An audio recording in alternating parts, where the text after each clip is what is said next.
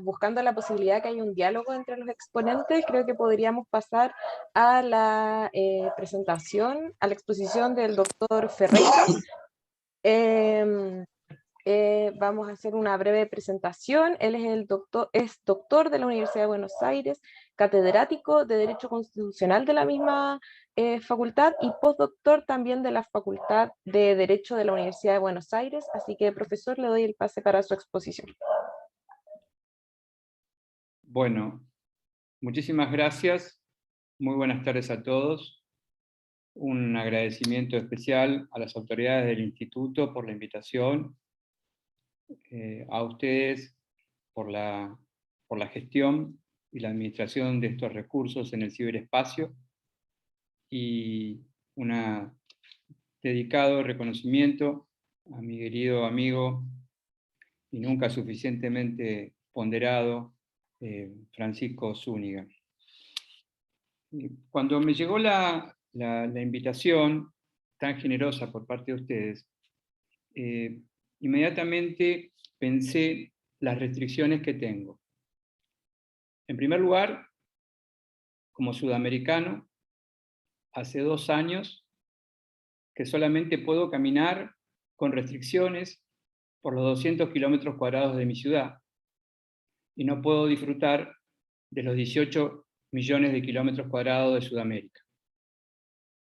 Una segunda restricción, tan importante como esta, es que no puedo tener contacto con, obviamente, no me imaginaría con los más de 400 millones de sudamericanos, pero estoy absolutamente restringido a los poco más de 2,5 millones de porteños que viven en la ciudad de Buenos Aires, y esto siempre y cuando pueda salir de mi barrio. Así que, en un lugar bastante importante, la pandemia nos ha recluido, nos ha restringido a una suerte de nueva caverna del siglo XXI, donde hace que, para mí, toda especulación que desee realizar sobre el proceso constituyente chileno no solamente esté interferida por la cordillera de los Andes, sino porque ya hace años que no viajo a Santiago de Chile, y en especial a la querida Universidad de Chile. Así que con este conjunto enorme de limitaciones, voy a compartir con ustedes una pequeña reflexión que me ha permitido ir para atrás en el tiempo y retrotraerme al capítulo número 11 de las bases y puntos de partida para la organización política de la Argentina, que Juan Bautista Alberdi escribió precisamente hace 170 años en Valparaíso. Y hace 170 años Alberdi se preguntaba en este capítulo 11, ¿cuál debe ser el espíritu del nuevo derecho constitucional en América del Sur? Claro, recordemos en aquel momento, cuando Alberdi tenía estas ideas, las constituciones eran hechas a pluma de ganso y por 1, 2 o 3 personas a lo sumo. Pero creo que cuando él escribía y se preguntaba, incluso con sus limitaciones, especulaba seriamente donde decía que el progreso material depende del porvenir de nuestras naciones en América del Sur. Y también especulaba con un estímulo diciendo que ojalá la República Argentina tuviese la nueva partitura, la nueva constitución, para dar lugar a una próxima era. El punto tal era la importancia que Juan Bautista Alberdi, en este trabajo que vuelvo a repetir, redactado en Valparaíso, que él decía que en realidad el libro de él no debía llamarse Bases y Puntos de Partida, sino que el verdadero título de la obra era Los medios para corregir el estancamiento a través de la libertad, el orden y el engrandecimiento de las repúblicas americanas. Y estaba tan convencido que decía que las constituciones deben propender a organizar y constituir los medios prácticos para desarrollar el progreso de nuestras repúblicas. Voy a tratar entonces de incorporar con ustedes, con esta totalidad de limitaciones y de restricciones, algunas ideas que quizá me gustarían que fluyeran en la discusión de la Convención Constituyente chilena. En primer lugar, cuando la constituyente se pone a trabajar, tiene una hoja en blanco. Si uno tuviese que escribir un poema, tendría la Divina Comedia, o la Rerum Natura, o el próximo centenario de los 20 poemas de amor y una canción desesperada que se van a cumplir en el 2024. Si fuese una novela, tendríamos a mano La Casa de los Espíritus, que pronto cumplirá 40 años, y si quisiéramos escribir un cuento, sería necesario, podríamos acudir al Gaucho Insufrible, del insuperable Roberto Bolaños. Chile no tiene una hoja en blanco, tiene un antecedente que, abuelo de pájaro, y muy sucintamente, y ustedes me sabrán disculpar porque no soy un especialista en la historia política de chilena, voy a reducirlo a 3 momentos constituyentes: la Constitución de 1833, la Constitución de 1925 y el engendro de 1980. ¿Qué surge de estos 3 textos constitucionales en comparación con las más de 200 constituciones que se han dado en América del Sur? Que los chilenos, cuando tienen que redactar su constitución, han redactado constituciones breves. Pero sin embargo, son una ciudadanía intensamente reformista. La Constitución del 33 la reformaron 8 veces, la Constitución del 25 la reformaron creo que también 8 o 9 veces, y la Constitución del 80 ya verdaderamente le he perdido la cuenta, pero creo que debe andar alrededor de las 25 enmiendas. Si lo comparamos entonces con el inventario de América del Sur, los chilenos, y en esta comparación que les hablaba de Isabel Allende, de Bolaños, con la propia historia, porque el contexto también es muy importante, en el cual ustedes van a escribir de las 4 esquinas una totalidad constituyente, a mirarnos a ver en América del Sur qué es lo que está pasando, qué es lo que han hecho el resto de los sudamericanos. Y el resto de los sudamericanos han pronunciado constituciones desde, por poner una fecha, desde 1988, con Brasil en diferentes estados. ¿Cuál ha sido la tendencia de la forma y por qué me preocupa la forma?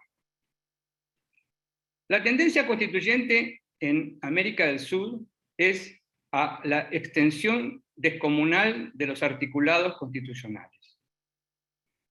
Brasil 1988, 250 artículos, Ecuador 2008, 444, Bolivia 2009, 410 artículos, Colombia 1991, 380 artículos, Uruguay 1967 y sus reformas 332 artículos, Venezuela 1999, 350 artículos, Perú 1993, 206 artículos.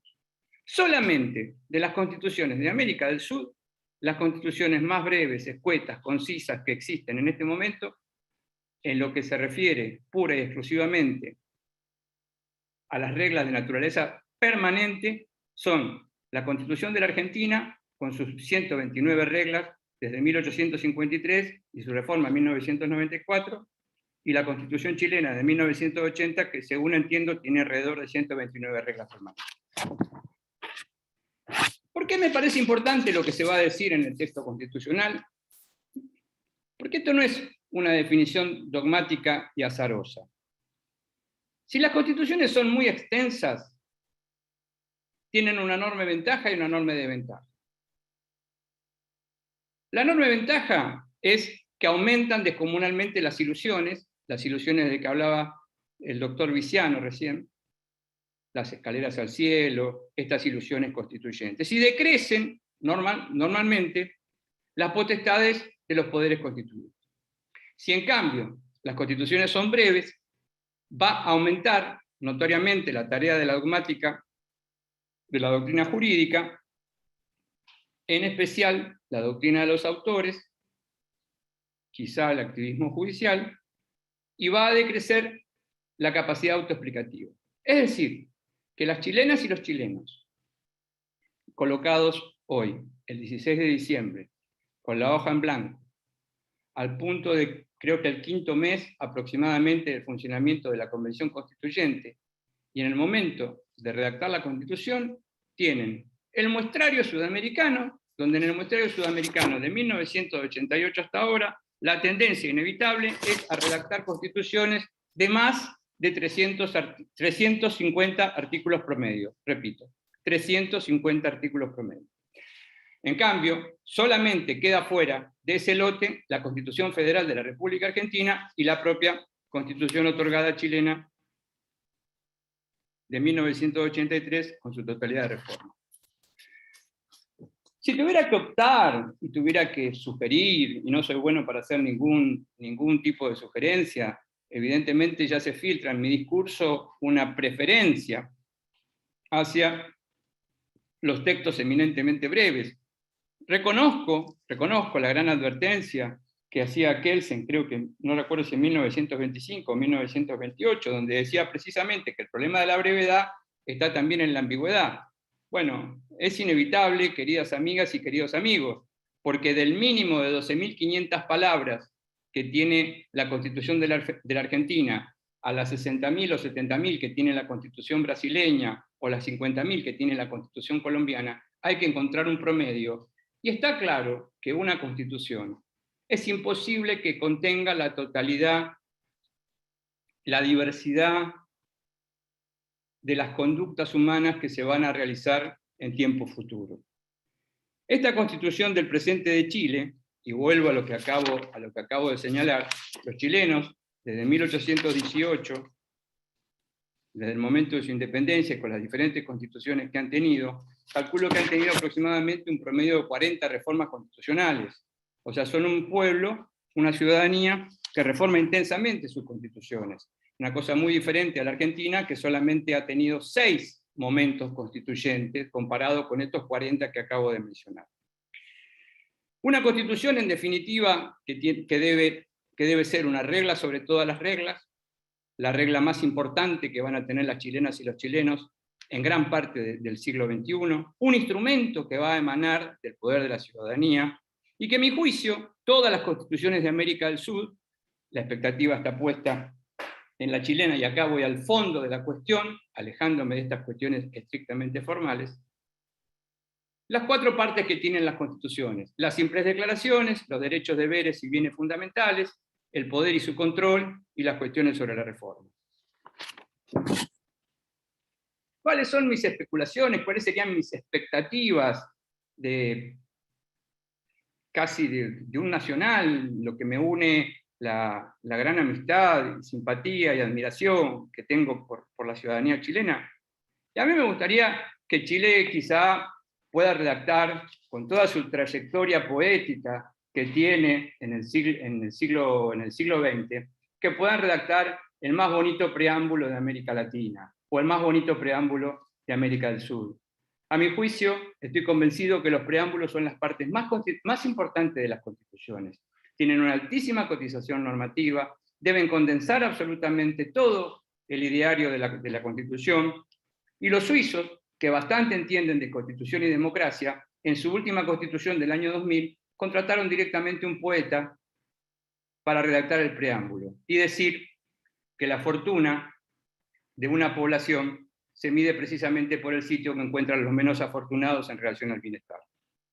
Entonces me parece que mi expectativa en relación a este fragmento de la Constitución sería una dedicación que tuviera la Convención Constituyente precisamente para redactar el preámbulo. Mi pobre experiencia en convenciones constituyentes me ha demostrado que el preámbulo siempre se deja para el último momento. Entonces, el preámbulo se termina redactando prácticamente en las escaleras, en los pupitres o en los ascensores.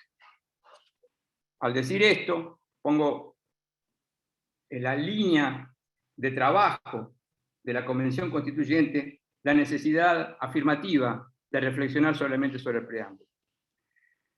Sobre el eje de derechos, bienes y deberes fundamentales, deseo decir las siguientes cosas.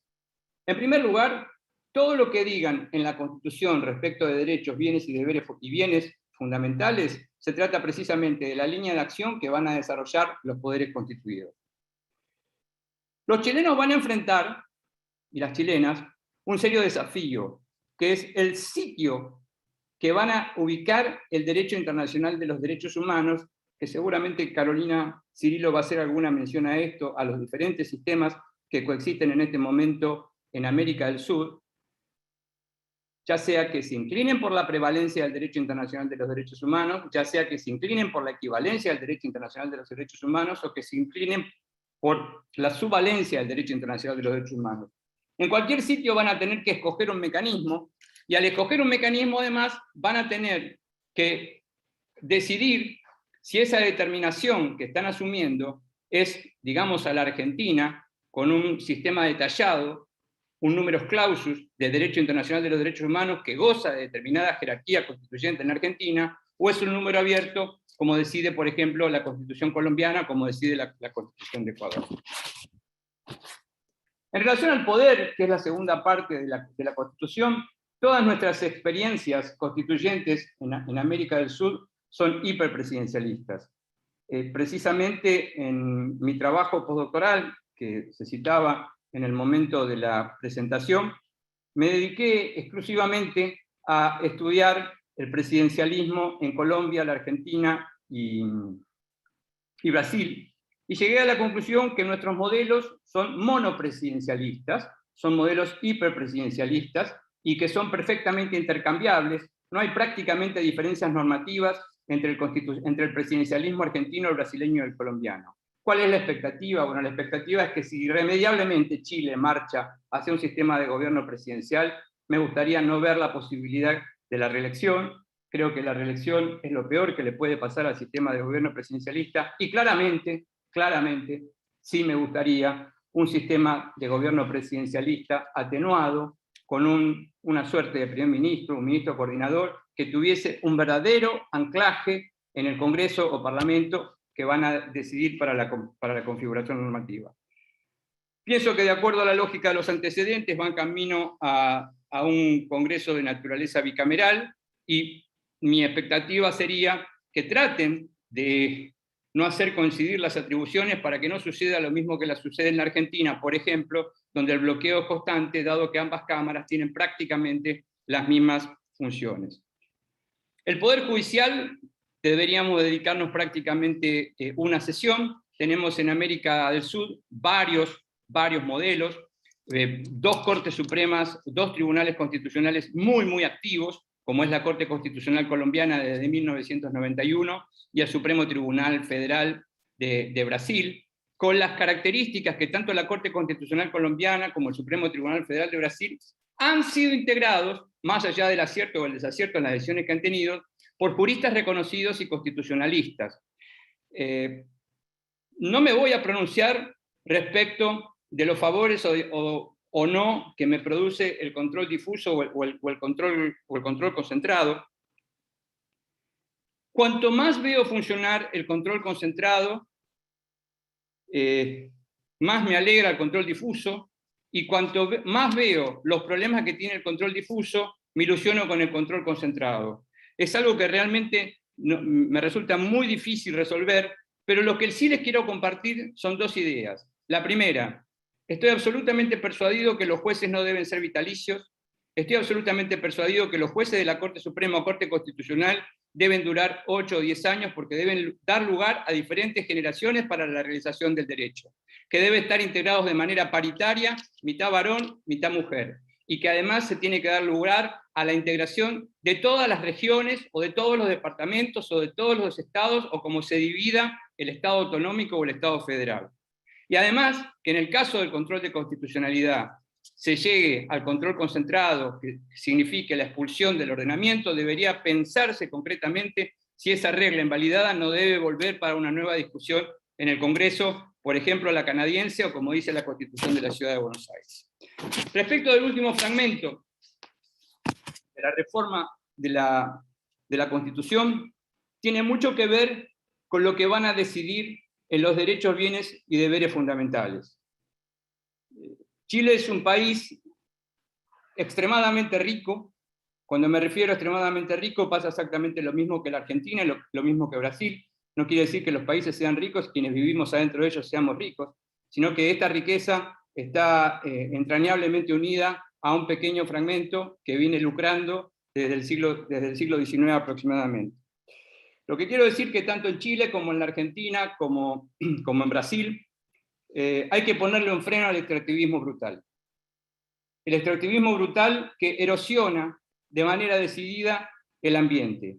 Así que si los chilenos y las chilenas no lo hacen en el segmento dedicado a los derechos, bienes y deberes fundamentales, se van a encontrar con que la puerta abierta a la reforma constitucional, mucho más temprano que tarde, lo van a tener que enfrentar nuevamente por las propias condiciones geopolíticas y el sitio que ocupa Chile y su producción de materias primas, no en el concierto sudamericano, sino en el concierto mundial. En materia de reforma constitucional, entonces, si hecha esta salvedad, me inclino abiertamente por no considerar ningún tipo de control judicial sobre la reforma de la Constitución, el error garrafal que han cometido, por ejemplo, los ecuatorianos, y me gustaría, sí, que pudiese discutirse abiertamente los beneficios y las desventajas de las pequeñas enmiendas con 2/3 de cada una de las cámaras. No sé honestamente qué tipo de ventajas puede tener, porque no puedo reproducir ningún país sudamericano donde realmente las enmiendas constantes a la Constitución haya funcionado. En Brasil se reforma constantemente la Constitución, en Colombia se reforma constantemente la Constitución, se reforma en el Congreso de Colombia y se reforma en el Congreso de Brasil, y no veo que esto realmente sea un elemento favorecedor de la actualización constituyente. De la misma manera, en la Argentina, como la Constitución no se reforma nunca, ni nunca se va a reformar, esto es un verdadero problema que hoy, por ejemplo, ha estallado en todas partes porque la Corte Suprema ha dictado un fallo sobre un artículo mal redactado de la Constitución en 1994, y cuando un artículo está mal redactado, es imposible que el Poder Constituido lo pueda remendar porque hay que esperar al próximo proceso constituyente, pero como en la Argentina el próximo proceso constituyente va a ser dentro de 10, 20 o 30 años, ese artículo 114 va a seguir ahí redondamente flotando por el tiempo de los tiempos. Concretamente, entonces, para ir uniendo o hilvanando la totalidad de las apreciaciones que he compartido con ustedes, quiero decirles que, en primer lugar, no están solos, estamos todos mirando con profunda admiración y vocación el proceso constituyente chileno, que somos admiradores de la historia política, de la lucha y de la resistencia chilena, y que además de admiradores de la lucha y la resistencia chilena, que tienen que estar muy convencidos y muy confiados que el propio desarrollo cultural que he mencionado, así, abuelo de pájaro, a ustedes los va a ayudar enormemente en la redacción de la Constitución de Chile. Segundo, Chile tiene la muy buena escuela de las constituciones sudamericanas de llamar a las cosas por su nombre. La Constitución es una constitución política, y como muy bien decía Thomas Paine, en Los Derechos del Hombre, es una constitución política que debe cumplir la misma función religiosa que la Biblia. Esa constitución cuya brevedad a mí me gusta para que ingrese en el bolsillo del caballero o en el bolsillo de la dama. En tercer lugar, esta Biblia política que van a redactar las constituyentes y los constituyentes chilenos sería de mi agrado, porque me parece que luego de 40 años en el estudio del derecho, las constituciones breves tienen mucho más que decir que las constituciones extensas.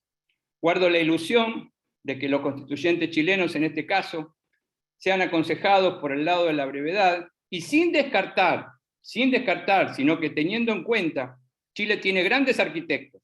Chile tiene uno de los arquitectos más afamados del mundo, el arquitecto Aravena, premio Nobel, premio Pritzker de arquitectura.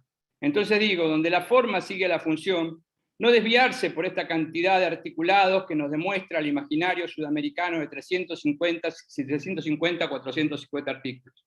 Pensar algo breve, conciso y que pueda ser explicado para todos. teniendo en cuenta, en cuarto lugar, la importancia que tiene el conocimiento de la Constitución. No hay ninguna constitución, todas las constituciones sudamericanas dicen algo importante. La boliviana lo dice muy bien. Es un deber del boliviano y de la boliviana conocer la Constitución. Es un deber del ciudadano y de la ciudadana. Como en los tiempos modernos, posmodernos, ultramodernos, recontramodernos que vivimos, ¿cómo le vamos a pedir a nuestra ciudadanía que lea una Constitución de 350, 380 o 400 artículos? Hay que pensar en el ciudadano. Por eso, las formas breves que deben acompañar a la Constitución.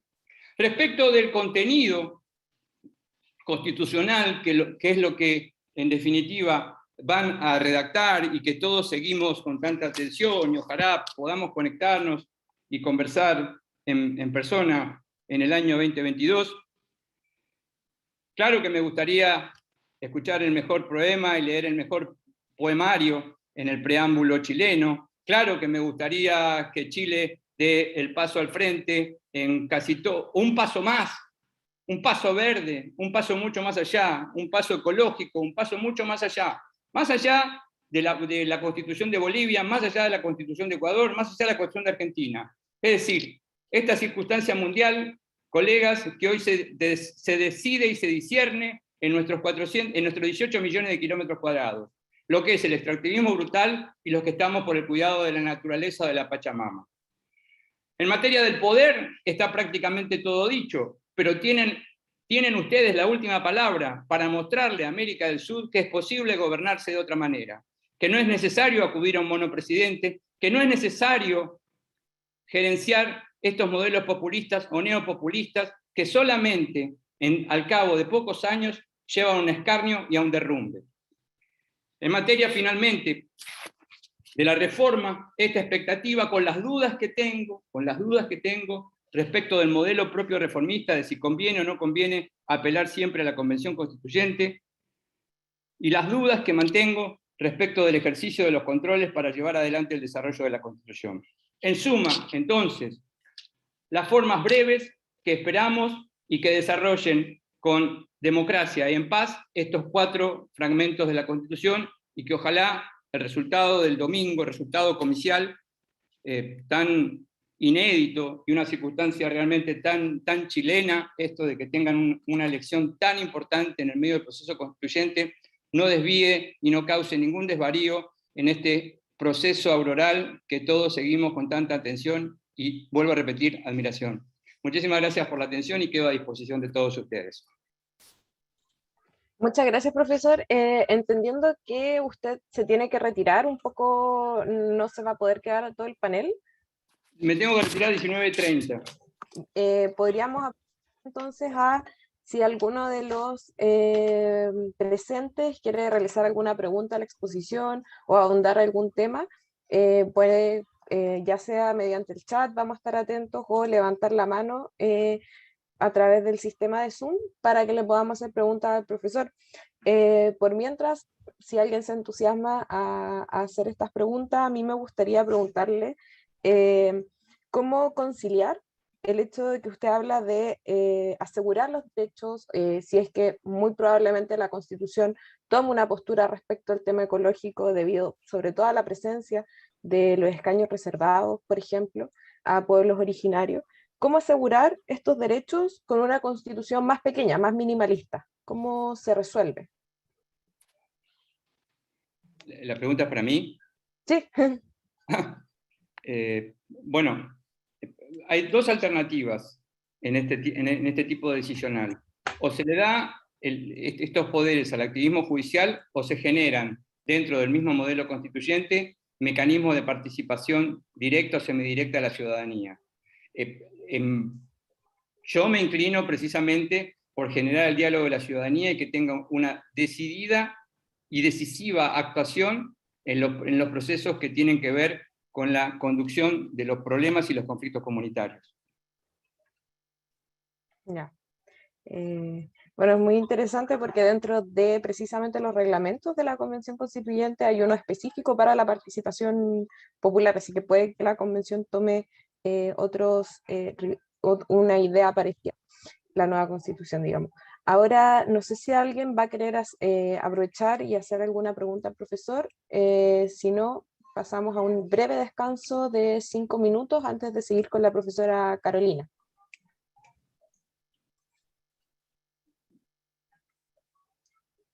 Bueno, entonces, si nadie tiene alguna consulta, vamos a pasar 5 minutos, nos vemos. Virginia, ¿Sí? antes que quiero hacer una breve consulta. Profesor, quisiera consultar, usted mencionó finalmente de que existe el deber de los ciudadanos de conocer su constitución como, entiendo, paso previo a defenderla, digamos, y a sentirla como una norma viva. Pero mi consulta es la siguiente. Chile es una sociedad que ha sufrido una desafectación política muy grande, especialmente en las primeras 2 décadas del siglo XXI. Las cifras de abstención con voto voluntario, que se pensó en su minuto como una herramienta para fomentar la participación ciudadana, terminaron provocando el efecto contrario. Hoy en día ni siquiera el 50% de las personas, pensando en las cifras de primera vuelta, excluyendo constituyentes, digamos, primera vuelta, elecciones 2017, elecciones municipales, no convocaron a la mitad de la población chilena. Entonces, quisiera preguntarle por ese desafío que es quizás más bien práctico, más bien sociológico, pero ¿cómo generamos precisamente la toma de conciencia de ese deber? ¿Cómo generamos ese sentimiento de identificación ciudadana con la Constitución? Le voy a contestar filosóficamente. La filosofía, si tenemos que hacerle un tajo por a dos, acá en dos, se divide en filósofos deterministas y filósofos no deterministas. Yo me inclino por la filosofía no determinista. Y esa filosofía no determinista quiere decir que para mí el presente y el futuro de los seres humanos es indeterminado. No sé lo que va a pasar conmigo mañana.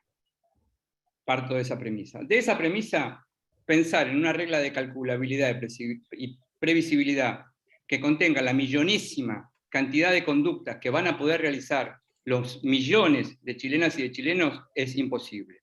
Lo que digo es algo infinitamente más modesto, muchísimo más modesto.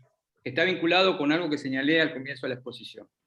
Dije, después de leer todos los textos constitucionales sudamericanos, llego a la conclusión que en cada uno de ellos encuentro reglas que me atraen, que son sugestivas, que son importantes. Y esto no quiere decir que tenga mayor simpatía con Colombia, con Brasil, con Ecuador, con Chile, en fin, cada una. Una de las que me llamó la atención es de la boliviana, es precisamente el artículo 108, inciso primero, que dice, son deberes de las bolivianas y los bolivianos, inciso primero, conocer. Y está sensacional, esto es sensacional, porque yo esto lo conversaba precisamente con Evo Morales y con Zaffaroni. ¿Cómo una persona va a cumplir algo que no conoce? Es imposible que nosotros en general, los juristas, tenemos la tendencia de decir en los textos que hay que cumplir. Primero hay que conocer. Es imposible demandarles a ellos que puedan llevar a cabo el cumplimiento. En definitiva, he tratado de averiguar, y todavía no me han contestado, quién fue la persona, el varón o la mujer, o quién fue que felizmente se le ocurrió, desde el punto de vista epistemológico, colocar en el artículo 108, inciso primero, el verbo conocer como deber de todas las bolivianas y todos los bolivianos. En definitiva, no creo que no existe la constitución perfecta, es imposible. Lo que sí tengo dudas, y cada vez tengo mucho más dudas, es sobre la reformabilidad de las constituciones. ¿Cada cuánto tiempo tienen que ser reformadas las constituciones? Porque nuestras comunidades están sometidas a un cambio tan intenso y tan constante que no sé cuál es el mejor, la verdad que lo ignoro en este momento, cuál es el mejor mecanismo de reforma. Puedo alojarme en dos, que son los que le dije. O sea, no me gusta ni el brasileño que la reforman cada 4 meses, ni el argentino que no la reformamos nunca. Digo, hay que encontrar un término medio para actualizarlo. Sé además que ustedes, los chilenos y las chilenas, tienen el grave problema de la enorme abstención que se produce en las elecciones. Pero claro, este producto, la Constitución de 2022, tiene plebiscito de salida. Así que, como muy bien ha señalado el profesor Francisco Zúñiga en la brillante exposición que dio en la Facultad de Derecho de la Universidad de Buenos Aires, cabe preguntarnos por el porvenir de la constituyente. Así que bueno, en definitiva, creo que la brevedad en estos tiempos hace a la concisión, y le quiero aclarar que no estoy pensando que la Constitución deba tener el tamaño de un electrodoméstico. Muchas gracias. El manual de un electrodoméstico. Muchas gracias, profesor. Me dicen que